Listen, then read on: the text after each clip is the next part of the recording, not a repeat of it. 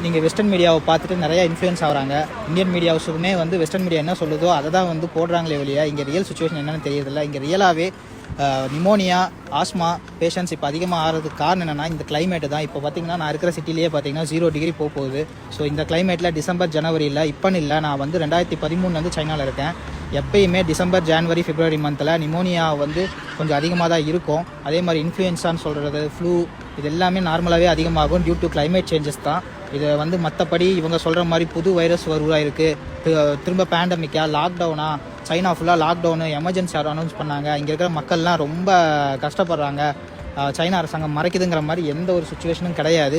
நீங்கள் உண்மையான கல நிலவரத்தை பாருங்கள். இந்த யூடியூப்பில் உட்காந்துட்டு தமிழில் இங்கே சைனா வந்திருக்கவும் மாட்டாங்க, வந்து பார்த்துருக்கவும் மாட்டாங்க, அதே மாதிரி இங்கே என்ன நடக்குதுன்னு தெரிஞ்சிருக்காது, சும்மா அடிச்சு விடுறது இஷ்டத்துக்கு.